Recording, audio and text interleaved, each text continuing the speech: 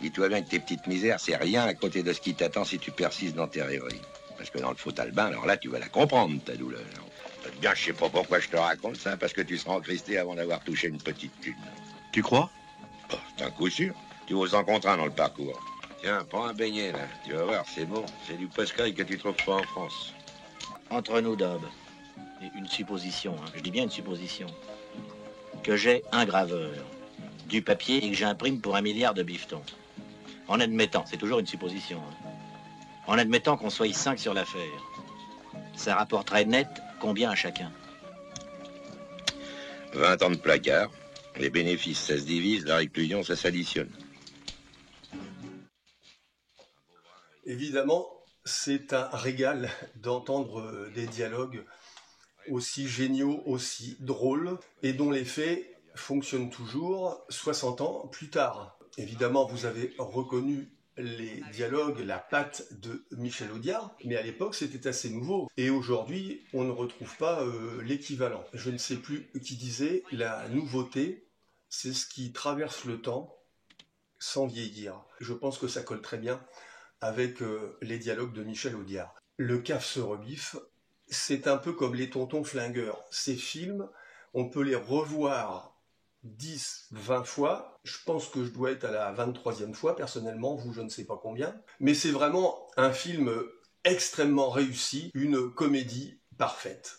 Alors évidemment, Jean Gabin, Bernard Blier, pour dire les dialogues d'Audiard, on ne peut pas trouver mieux. Et c'est un film de Gilles Grangier. Jean Gabin disait toujours qu'il voulait tourner avec les mêmes réalisateurs, les mêmes techniciens, les mêmes studios. C'est comme s'il avait ses pantoufles. Pour lui, c'était plus simple. Et on peut dire que Gilles Grangier, c'est peut-être le réalisateur, c'est à vérifier, qui a le plus tourné avec Jean Gabin. Il va tourner pendant 20 ans une série de films qui sont tous des très bons films. Gilles Grangier, c'est comme Henri Verneuil, comme Claude Autant-Lara, comme Denis de la Patelière. Cette fameuse qualité française qui a été fusillée par les cahiers du cinéma, j'arrête de parler des cahiers du cinéma, c'est vraiment des films qui ont passé la barrière du temps, et je n'en dirai pas autant, justement, de certains films de la nouvelle vague. Au début des années 50, commence la série des films que Gilles Grangier tourne avec Jean Gabin, La Vierge du Rhin, qui n'est pas très connu, mais qui est un très bon film, où Jean Gabin joue le rôle d'un entrepreneur que l'on croyait mort, qui revient. C'est un peu une sorte de conte de Monte Cristo. Après ce film, il y a l'excellent Gasoil. Ensuite, il y a Le sang à la tête, d'après Simenon, qui est d'ailleurs tourné à La Rochelle. Curieusement, le roman de Simenon, qui s'appelle Le Fils Cardinaux, dans le roman de Simenon, l'action se passe au Sable d'Olonne, mais les besoins de la production font qu'on choisit de le tourner à La Rochelle. Et on rebaptise le film Le sang à la tête. D'ailleurs, Jean Gabin était venu à La Rochelle pour présenter le film avec Jean-Louis Rieux-Pérou, que j'ai bien connu, qui s'occupait du ciné-club de La Rochelle, à l'époque où il y avait encore des ciné-clubs, malheureusement. Je crois que tout cela a disparu. Ensuite, il y a le merveilleux Les Vieux de la Vieille, avec Jean Gabin, Noël et Pierre Freinet. Alors là, c'est un véritable bijou. Ensuite, il y a Archimède le Clochard, avec Darry Cole, suit le CAF se rebiffe. Ensuite, c'est le Gentleman d'Epsom. Alors là, c'est vraiment un des films que je préfère, avec Jean Gabin et Louis de Funès. Il y a ensuite Maigret Voix Rouge. Vient après La Gingras, où Jean Gabin joue avec Fernandel. D'ailleurs, il crée avec Fernandel une société de production, la Gaffer, qui produit d'ailleurs La Gingras. Et il y aura Sous le signe du taureau en 1969. Tout ça pour dire que vraiment Gilles Grangier, c'est vraiment un des réalisateurs fétiches de Jean Gabin. Et la liste des films que je viens de vous citer, franchement, il n'y a pas un navet. Et Gilles Grangier ne tourne pas uniquement pour le cinéma, puisque sur la fin de sa carrière, il va tourner pour la télévision et il réalise des feuilletons, on ne disait pas des séries à l'époque, qui sont vraiment très réussis. Les Mohicans de Paris, en 73 avec Robert Etcheverry, je ne sais pas si vous vous souvenez de cet acteur qui avait un panache formidable, et 2 ans de vacances que j'ai adoré en 1974, tiré du roman de Jules Verne. Cette série en 6 épisodes est disponible sur YouTube. Si vous ne l'avez pas vue, je vous la conseille.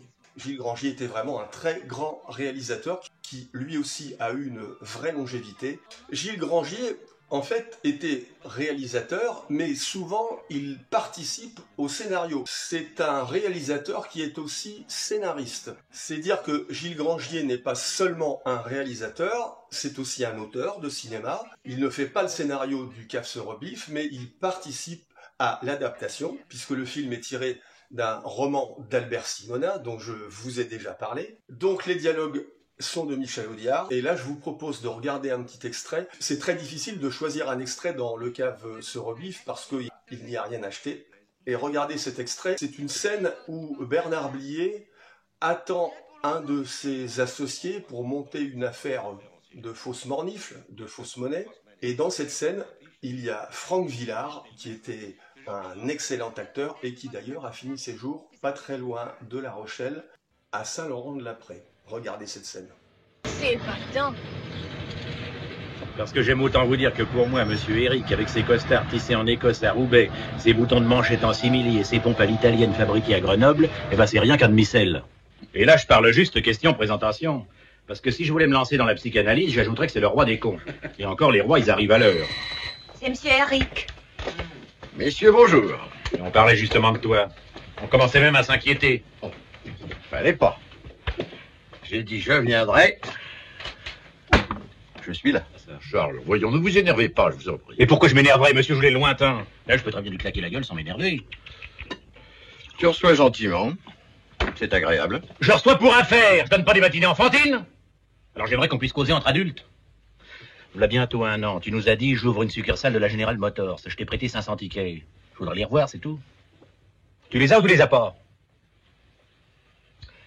Et si j'avais beaucoup mieux que ça? Dans Le Caf se rebiffe, il y a aussi Martine Carole. Alors là, c'est l'occasion de parler de Martine Carole. Ce n'est pas son plus grand film, mais c'est une actrice qu'on a vraiment oubliée. Et tout de suite, quand on parle de Martine Carole, on pense à Caroline Chéry, ce film qui a eu un succès énorme, qui était tiré du roman de Cécile Saint-Laurent, et qui a fait d'elle une véritable icône.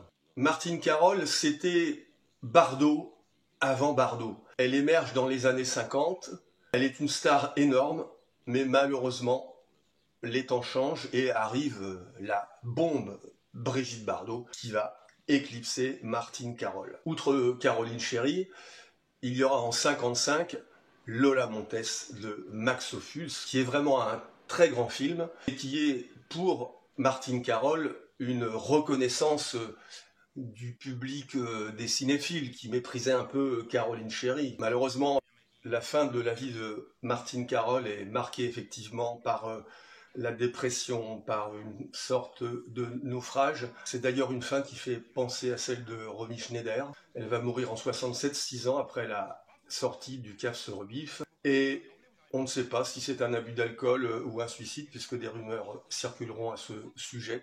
Mais je voulais un peu parler de Martine Carole, qui a été une tellement grande star du cinéma français. Et il ne faut jamais oublier tous ces grands acteurs, ces grandes actrices qui nous donnent aujourd'hui encore tellement de plaisir à travers leurs films.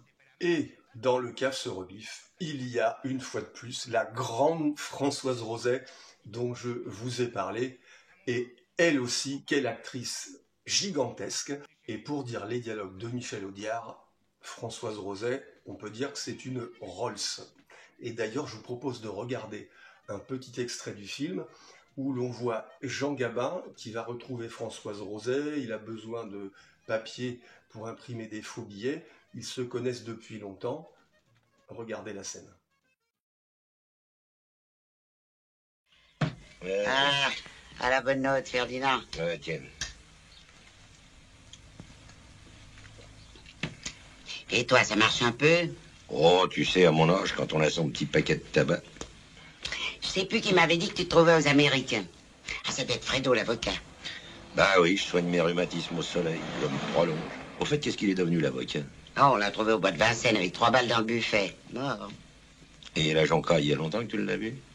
Lequel, la Joncaille? Eh ben, Francis, celui qui habitait rue Godot. Oh, mais il est cané, la Joncaille. Mais dis donc, ma bonne Pauline, tu sais que je suis pas venu pour faire l'appel aux morts. Ah bah c'est vrai, au fait. T'es venu pourquoi? Pour chercher du papier. Oh, de nos jours, le papier. Oh, tu me dis c'est à moi, tu penses? De nos jours, personne n'écrit plus, tout le monde téléphone. Non, ce que j'aurais besoin, moi, c'est quelques rames dans le genre simili-Japon. 90 grammes en coquille ou en raisin, tu vois ce que je veux dire? Du coquille, j'en ai 5 rames. Total 2 briques. Et cash. Ah bah, ce blot-là, tu peux le garder puis en faire des cornets à frites. Franchement, on parle. Bon, alors parle plus, écoute-moi, ça te reposera. À l'heure actuelle, sur la place, il n'y a plus une équipe pour le prendre, ton paplard.